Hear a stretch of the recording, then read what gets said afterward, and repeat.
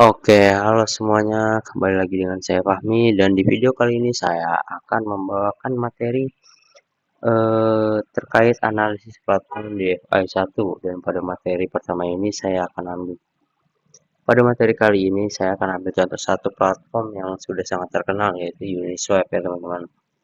Di sini merupakan tampilan kasarnya dari website Uniswap ini karena saya belum login ataupun belum mengunduh aplikasinya ya. Mungkin ini adalah tampilan kasarnya. Eh, Di pembahasan kali ini juga saya tidak hanya menjelaskan tentang apa itu DeFi dan apa itu Uniswap, tapi lebih ke menempatkan Uniswap dalam konteks perkembangan keuangan digital, lalu mengupas model kerja dan model insentif yang ada di dalamnya, lalu juga menganalisis kelebihan dan kekurangannya, lalu membahas risiko bagi pengguna, penyedia likuiditas, dan ekosistem, serta melihat implikasinya bagi investor dan retail dan regulatornya. Jadi ini merupakan benar-benar analisis platform di FS1 dengan studi kasus yang fokus ke Uniswap ini. Nah, sebelum masuk ke Uniswap ini, kita perlu paham nih, apa dulu konteks besarnya yaitu DeFi. DeFi ini atau bisa kita panjangkan dengan Decentralized Finance itu adalah ekosistem layanan keuangan yang berjalan di atas blockchain, di mana tugas-tugas atau fungsi-fungsi seperti menyimpan aset, lalu menukar aset, meminjam dan meminjamkan, sampai ke investasi, ini tidak lagi sepenuhnya dikelola oleh lembaga seperti bank atau perusahaan sekuritas, tetapi dijalankan oleh program yang tertanam di dalam blockchain, yaitu smart contract. Dan beberapa ciri penting di DeFi ini, yang pertama itu tidak bergantung pada lembaga keuangan tradisional, di mana pengguna ini bisa berinteraksi langsung lewat wallet. Lalu yang kedua, aturannya itu otomatis, di mana alur transaksi diatur oleh kode, bukan oleh pegawai bank. Lalu yang ketiga itu akses biasanya lebih terbuka. Tidak ada proses buka rekening secara tradisional. Cukup kita memiliki wallet atau mempunyai wallet dan internet juga. Dan Uniswap ini berada di dalam ekosistem inilah yang dimana dia itu bukan sekedar aplikasi tukar koin, tapi menjadi salah satu contoh bagaimana nih DeFi ini mencoba menggantikan peran bursa versi tradisionalnya. Jadi ketika kita menganalisis Uniswap ini sebagai platform di FS1, kita sebenarnya lagi mengamati nih salah satu contoh paling jelas bagaimana fungsi pasar dipindahkan ke dunia DeFi. Nah, mungkin itu, dan kita langsung ke pembahasan di Uniswap ini. Uniswap ini merupakan platform DeFi yang berbentuk decentralized exchange. Dan secara sederhana, Uniswap ini memungkinkan pengguna menukar satu token kripto ke token yang lain secara langsung dari wallet mereka. Jadi tanpa harus membuka akun di exchange terpusat dan tanpa menitipkan dana ke pihak lain. Kalau di sistem tradisional, untuk kita membeli atau menjual aset itu kita biasanya menggunakan broker, menggunakan sekuritas, atau exchange terpusat di mana dana kita itu dititipkan dulu di mereka. Dalam Uniswap ini, aset kita itu tetap ada di wallet pengguna. Jadi pengguna ini cukup menyambungkan wallet ke Uniswap, lalu memilih token yang mau ditukar, lalu transaksi diproses oleh smart contract. Dan kenapa Uniswap ini cocok jadi platform DeFi1 untuk dianalisis? Karena dia ini merupakan pionir di decentralized exchange yang paling terkenal. Dan modelnya itu kemudian diikuti oleh banyak platform lain. Dan dia memiliki ekosistem pengguna serta likuiditas yang cukup besar. Jadi, Uniswap ini merupakan contoh konkret yang bagus untuk memahami bagaimana pasar di DeFi ini bekerja, bagaimana risiko dan peluang tersumber di antara pelakunya. Dan supaya analisisnya bisa saya jelaskan lebih jelas lagi, kita bagi nih model Uniswap jadi 3 sudut pandang. Yang pertama dari sudut pandang pengguna. Lalu yang kedua jadi dari penyedia likuiditas atau liquidity provider. Lalu yang ketiga protokol dan tata kelola atau governance. Nah, bagi pengguna biasa, Uniswap ini menawarkan kemudahan untuk menukar token tanpa harus daftar di exchange. Lalu tidak perlu juga KYC, tidak perlu juga upload KTP, aset tetap berada di wallet sendiri. Secara praktis kita cukup memiliki wallet, misalnya MetaMask atau kita buka di Uniswap, kita sambungkan wallet, lalu pilih token A, token B, lalu konfirmasi dan selesai. Dan dari sisi akses ini Ini keunggulan besar yang dimana pengguna dari berbagai negara itu bisa bisa menggunakannya, lalu tidak bergantung apakah dia memiliki rekening bank atau tidak, dan tidak tergantung kepada bank lokal juga nih. Tapi dari sisi perlindungan, posisi pengguna ini jadi sangat mandiri, di mana kalau misalkan salah pilih token palsu, tidak adanya CS yang membantu. Lalu kalau semisal salah kirim alamat, aset kita bisa hilang. Kalau salah tersambung ke situs phishing, wallet kita bisa terkuras. Jadi bisa kita simpulkan kalau untuk pengguna ini, Uniswap memberikan kebebasan penuh dalam mengelola aset. Tetapi di saat yang sama mereka memaksa pengguna menanggung tanggung jawaban penuh atas setiap langkah yang dilakukan oleh pengguna tersebut.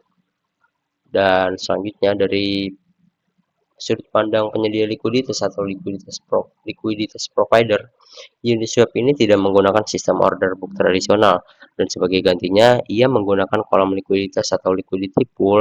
Itu pengguna menjadi likuiditas provider di mana dia tuh menaruh dua jenis token ke dalam kolam, lalu juga semisal token A dan token B, dan sebagai imbalannya mereka mendapatkan bagian dari biaya transaksi nih setiap kali ada orang yang swipe lewat kolam tersebut. Dan ini terlihat menarik karena orang biasa itu bisa berperan seperti market maker, tidak harus juga jadi institusi besar. Dan dan analisis risikonya, liquidity provider atau LP ini bisa terpapar risiko harga kedua token, di mana ketika salah satu token harganya naik ataupun turun jauh dibanding pasangan, struktur saldo di dalam kolam itu bisa berubah, dan ada kondisi di mana ketika liquidity provider menarik dana dari kolam setelah beberapa waktu, itu nilai totalnya itu bisa lebih kecil dibanding kalau dia hanya menyimpan token di wallet sejak awal.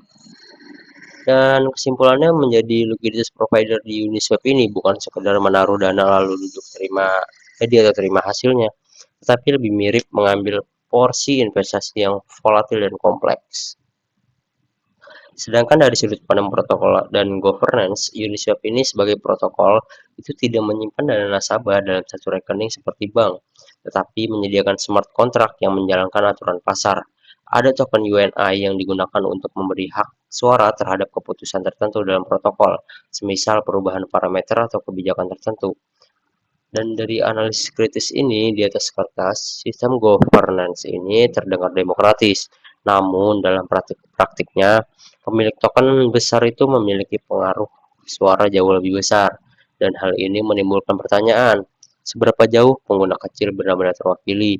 Dan apakah desentralisasi di sini hanya formal atau juga substantif? Dan dari sisi tata kelola, Uniswap ini memperkenalkan model baru, tetapi tetap menyisakan tantangan soal konsentrasi kekuasaan di pemilik token besar. Dan supaya analisisnya kita makin kuat lagi, kita bandingkan secara singkat dengan Uniswap dengan exchange terpusat. Dari sisi kontrol aset, exchange terpusat ini yang pertama pengguna bisa menitipkan dana ke exchange, lalu dana dikelola di akun exchange, lalu kalau exchange bermasalah atau dibobol, dana bisa ikut terdampak. Sedangkan di Uniswap ini dana tetap di wallet pengguna, protokol tidak memegang dana pengguna, tetapi kalau pengguna salah langkah, dia sendiri yang menanggung akibatnya. Jadi secara analisis ini exchange terpusat ini lebih cocok digunakan untuk orang yang ingin kemudahan dan proteksi layanan. Sedangkan kalau Uniswap ini cocok untuk mereka yang ingin kontrol penuh dan siap dengan risiko teknis. Dari sisi prosedur dan regulasi, exchange terpusat ini banyak yang sudah berada di bawah pengawasan regulator. Biasanya juga mewajibkan KYC. Ada standar tertentu juga nih soal keamanan dan pelaporan. Dan kalau Uniswap tidak mewajibkan KYC atau KYC berjalan di jaringan terbuka, lalu tidak tunduk pada satu yurisdiksi saja. Dan analisis ini bisa membuat Uniswap sulit dipetakan dalam sistem regulasi tradisional. Dan di sisi lain, pengguna juga tidak bisa mendapatkan perlindungan formal seperti di sistem yang diatur secara ketat.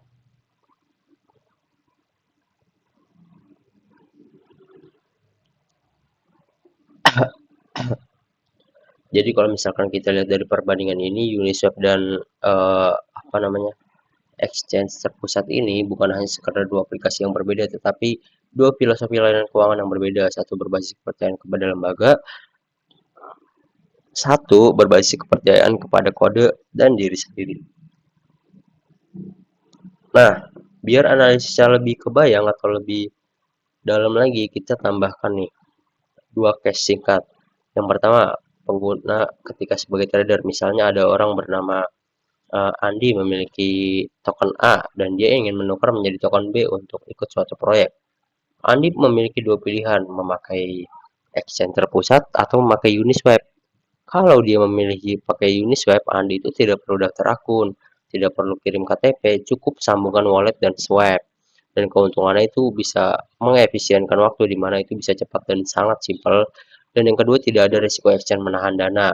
Tetapi misalnya Andi kurang teliti, dia memilih token B yang ternyata token palsu dengan nama yang mirip, dan dia tetap mengkonfirmasinya, transaksi itu tercatat di blockchain, token masuk, tetapi token palsu tersebut tidak punya nilai ternyata. Nah, dari case seperti ini, secara teknologi semuanya berjalan dengan benar, tetapi secara hasil Andi tetap rugi karena dia itu kurang literasi dan kehati-hatian. Lalu ada kasus dua, ketika pengguna itu sebagai liquiditas provider atau liquidity provider. Misalnya ada orang bernama Budi. Budi ini tertarik menjadi liquidity provider di kolam token X atau token Y. Lalu dia memasukkan sejumlah X dan Y ke kolam likuiditas. Beberapa minggu pertama transaksi ramai, Budi dapat bagian hasil, lalu dia merasa model ini sangat menarik. Tetapi setelah beberapa bulan, harga salah satu token itu turun tajam, perbandingan token di dalam kolam itu berubah, dan saat Budi menarik dananya, ternyata nilai gabungan X dan Y yang ia miliki lebih rendah dibanding kalau misal dari awal ia hanya simpan X dan Y di wallet tanpa menjadi liquidity provider. Dan dari case ini kita bisa lihat nih bahwa imbalan hasil dari Uniswap bukan jaminan liquidity provider ini selalu di posisi untung, karena ada risiko perubahan harga yang besar.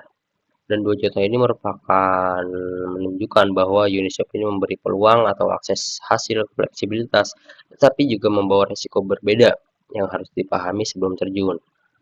Nah, dari pembahasan tadi, kita bisa rangkum nih beberapa kelebihan utama dari Uniswap, di mana yang pertama itu akses bisa lebih terbuka, karena bisa digunakan dari mana saja, terus tidak adanya proses administrasi yang berlapis, terus pengguna cukup punya wallet saja, dan ini cocok atau relevan untuk orang yang sulit mengakses layanan keuangan tradisional, atau yang ingin diakses ke aset global tanpa balasan geografis. Lalu yang kedua, transparansinya tinggi. Semua transaksi itu tercatat di blockchain.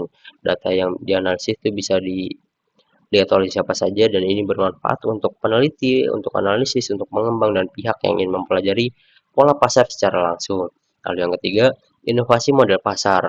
Penggunaan kolam likuiditas dan partisipasi liquidity provider individu menunjukkan nih bahwa fungsi menyediakan likuiditas yang dilakukan secara kolektif, di mana kelebihan-kelebihan ini itu membuat Uniswap layak dijadikan contoh utama dalam analisis platform DeFi 1, karena dia menunjukkan sisi paling menarik dari DeFi, yang dimana ada akses, ada transparansi, dan inovasi.